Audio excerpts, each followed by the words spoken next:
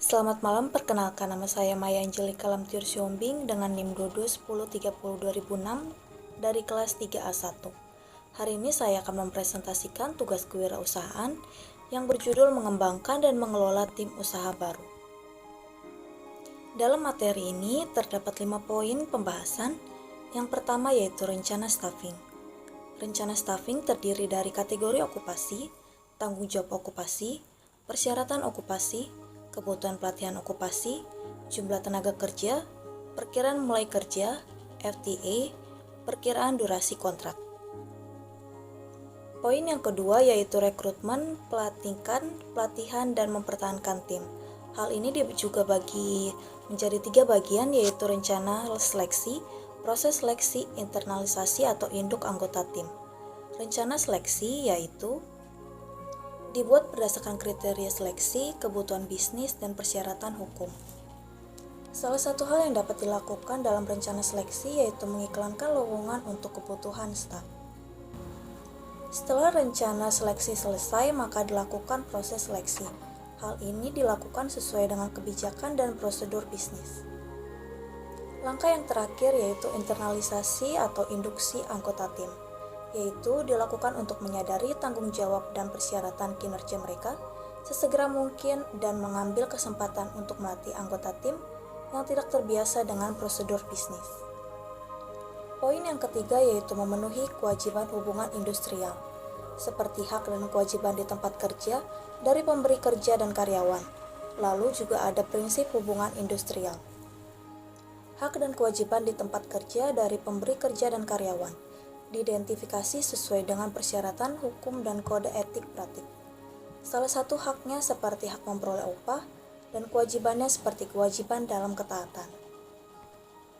Dan prinsip hubungan industrial yang dikembangkan secara positif dan konstruktif, seperti kepentingan bersama, pengusaha, pekerja atau buruh, masyarakat, dan pemerintah. Dan pada poin keempat, yaitu mengelola staf, yang dibagi menjadi 4 bagian, yaitu alasan pengembangan staf yang diidentifikasi sebagai efisiensi, konsistensi, keluhan. Lalu juga ada strategi dan program pengembangan staf, seperti memberikan kesempatan pada setiap karyawan untuk menyalurkan ide dan gagasan pribadi mereka, atau juga memberikan penghargaan atau reward kepada karyawan mereka.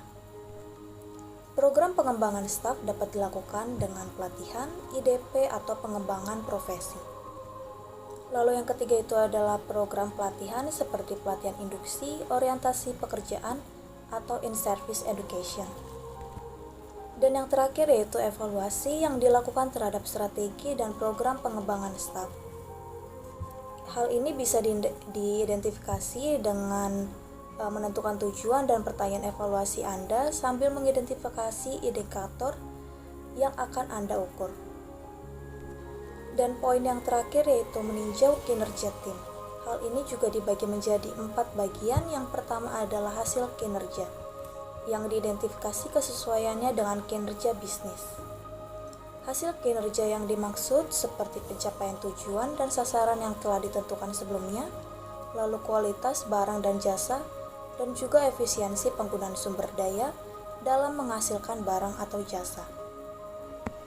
Yang kedua ada kompetensi, diidentifikasi untuk meningkatkan kerja tim, seperti pengetahuan, keterampilan, dan sikap.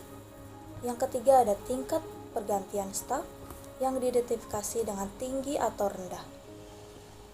Dan yang terakhir yaitu kekompakan tim, yang diidentifikasi dalam meningkatkan kinerja proyek secara keseluruhan, seperti kolaborasi, kerjasama, dan kompetensi bekerja sama.